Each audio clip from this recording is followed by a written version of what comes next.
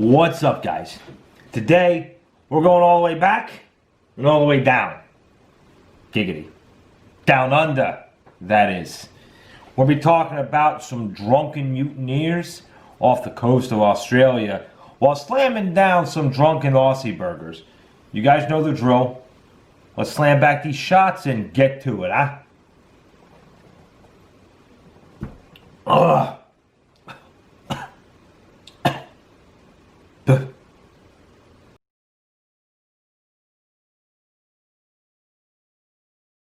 As always, your boy has to set the scene.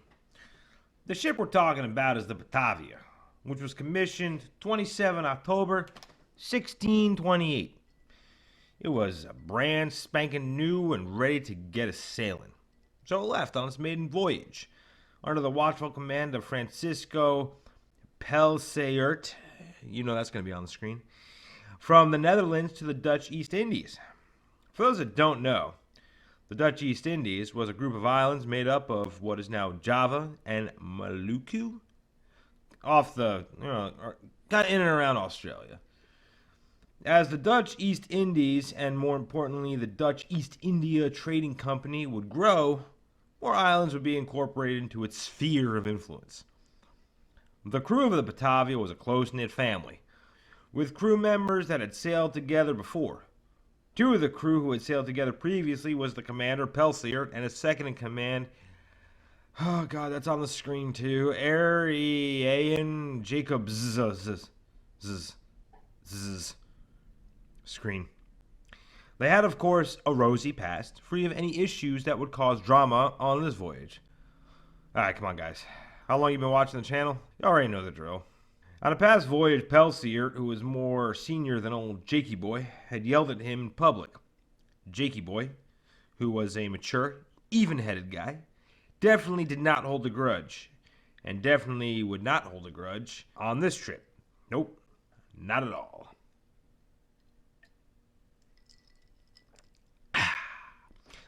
As the ship continued on its merry way, Jacobs hatched a plot with a dude, Geronimus Cornelius.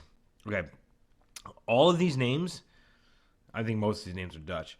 They're like a letter off from being, I don't want to say normal, but like pronunciable,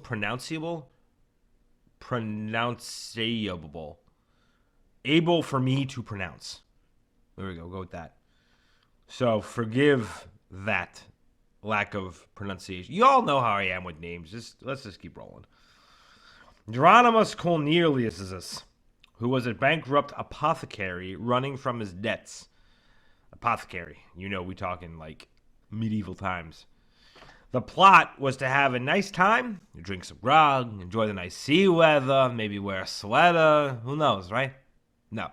Now, the plot was to acquire the huge supply of gold and silver that was on the ship and start a new life. They would do this peacefully, just ask for the gold. Hey, you there, you with the gold, give it to me. I go, start a new life. Hey, we're good, right? Yeah. The fleet, because there were other ships on the same voyage, made a pit stop at the Cape of Good Hope, then continued on its way.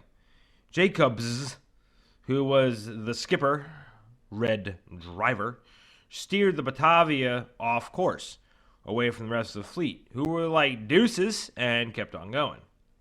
By this time, Jacobs and Cornelius had gotten others in on the plot and decided to cause an incident that would cause a mutiny. Essentially, we're going to do a thing. The captain's going to get pissed. He's going to punish us. When he punishes us, we do mutiny. Right? Right. Solid plan. The plan was to... Wait. Let me make sure I got this right. The plan was to sexually assault a female passenger, which would call Pelseer to discipline the crew, who would in turn mutiny? What the f***, guys? It went from like 1 to 11 real goddamn quick, huh? If all you wanted to do was have a plan to make the captain punish you, couldn't you have done something less, I don't know, sexual assaulty? I'm not a mutiny expert. I've only mutinied like twice in my life. But like, I don't know, accidentally drop an anchor, unfurl a sail when it shouldn't have been unfurled, or I don't know, just fucking mutiny? Do we really have to get into sexually assaulting a passenger? Jesus. Anyway, for this dumb plan to work, the assaulter would have to remain unidentifiable to the assaultee so that Pelsier would discipline the whole crew, which would spark the mutiny. Unfortunately, and I could not be more sarcastic about that unfortunately, the attacker was identified, so the plan was for nothing. For nothing. Fucking terrible, guys. But not to worry. Mother Nature would step in and give the mutineers a helping hand. The Batavia struck Morning Reef near Bacon Island on the 4th of June, 1629. For those interested, which probably is not many, Beacon, it's Beacon Island. I said Bacon, didn't I? Mine's always on Bacon. Beacon Island is now underwater. It's off Australia's coast, about 50 miles west of Horrocks, near West Wallaby Island. West Forster's Australian for beer, Wallaby Island. That's terrible Australian accent. But hey, thanks Google Maps. Thanks for that. About 40 people drowned when the ship struck the reef, and about 280 of the ship's crew and passengers made it to shore. After looking around the nearby island for food and water, Pelsier decided to take Jacobs and others to the mainland to find some supplies. After failing there, they decided to try to row north to the town of Batavia. So the ship that crashed was named Batavia. There's also a town, Batavia, which is the capital of the Dutch East Indies that Pelsier's about to try to go to. They're going to try to row there to get some help. Now remember, these guys are in like a 30-foot long boat. Think like a canoe, but like longer. The side trip is not going to be a fun one. They hit the mainland a few times en route to Batavia, finding some fresh water here and there to help them on their little side trip. And then after 33 days, they made it to Batavia, where a crew member was promptly arrested and executed for the ship Batavia being lost. So that's a fun time, right? Like as soon as you get to shore, like, hey, you done fucked up with the ship. You're dead. So he dead.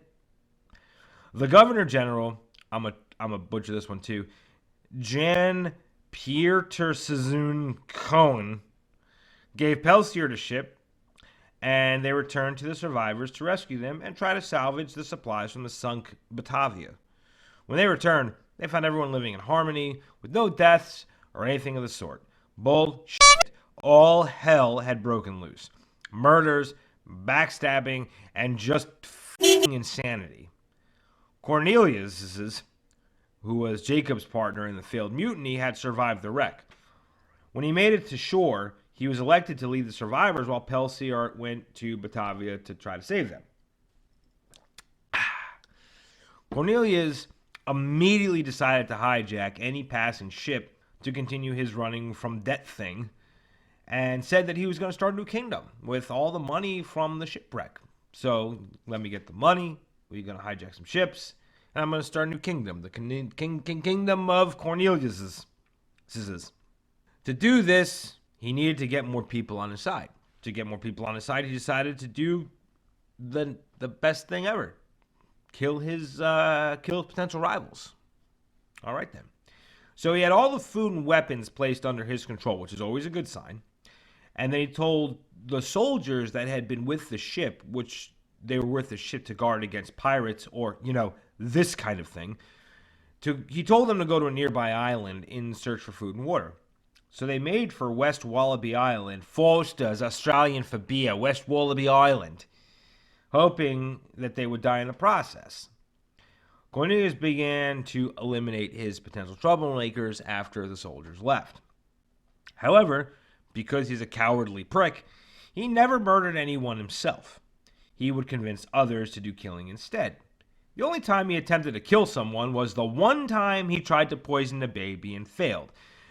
God, you suck at literally everything. Babies are the, least defendable things in the world, and you couldn't even kill one. You suck at life. When the killing first started, Cornelius would use made-up pretenses to get people to kill each other. He would usually say something like, Dude A had committed a crime, so we should kill him so he doesn't commit this crime again. Over time, the killing would become, would it be A, more routine, B, habit, C, fun, or D, all of the above? You already know which one it is. The killing would supposedly end when the survivors were reduced to about 45 people so they could make their supplies last. A solid plan by the fearless leader. Overall, about 110 people were killed, including women and children, because, children are going to be potential rivals for him to succeed in his plan of starting a new life. Right. Now, while this is going on, the soldiers who had been sent on Mission Impossible did the impossible and found water and food on West Wallaby Island. They sent smoke signals from their island, which had been the plan. They go to the island, they send smoke signals, they come to find supplies, whatever. But these were obviously ignored because Lord of the fucking Flies was happening on the original island. Eventually, some of the survivors made it to the soldiers and told them of the horrors being committed by Cornelius and his peeps. They knew Cornelius would come to finish them off, so they made weapons with whatever they could find, built a fucking fort, and split up guard duties. Eventually, Cornelius heard about the water the soldiers had found. This news, coupled with his hold as a commander being unstable, gee, I wonder fucking why, he took his followers and went to defeat the soldiers. The soldiers, being 1, better fed, 2, well rested, 3, better trained, and 4, not worrying about the Game of Thrones worth of murders, defeated the attackers time and again, taking Cornelius hostage in the process. The final battle almost saw the soldiers being overwhelmed, but they beat their ass just as Pelsiard arrived from Batavia with his rescue ship. So, both the soldiers and the mutineers raced for the ship to tattle on each other. Of course, thank God, the soldiers won the race, reporting everything that had occurred since Pelsiard had left. Justice was swift and fucking awesome. Pelsiard held a trial on the island and then took the leaders and worst offenders to Seal Island, which is also now underwater, where he cut off Cornelius' hands and executed a whole bunch of people, including Cornelius, by hanging. 2 minor offenders were marooned on the mainland of Australia, accidentally becoming the first Europeans to have permanent residence on Australia, which is kind of cool, kind of an accidental cool shit that just happened. They were never heard from again, so, that's a thing. The rest of the offenders were taken back to Batavia, the city, not the ship, for trial. 5 were hanged, a couple others were flogged, some were dropped from the yardarm, and some were keel-hauled, which means you get a rope tied to you, then you're dropped off the side of a ship and dragged under to the other side, which doesn't sound too bad until you realize that there are barnacles covering the bottom of the ship and they'll rip your ass to shreds. I'm not going to say most of the time, but a lot of the time, you would die from that shit. Cornelius' second in command was broken on the wheel, which is another fun one. You're pretty much tied to a wagon wheel, and hammers are taken to your ass, and every limb is broken. Another one that usually ends in death. Jacobs, who wasn't even present for the bloodbath, was tortured for his part in planning the mutiny that failed. He was suspected of dying in prison on Batavia, but no one really knows. I kind of lost track of his ass. Out of the 332 people who originally left the Netherlands, only 122 made it to Batavia, the city, not the ship. The Sardam, which was a ship given to Pelsiard, sailed home with most of the treasure from the Batavia and the survivors. And that's it. That's how a failed mutiny turned into a bloodbath on an island that no longer exists. And I hope y'all enjoyed this episode of Whiskey Cooks with a Dash of Salt. As always, don't forget to like, comment, share, and subscribe. Guys, stay legendary, be safe, and stay feisty. Keep cooking.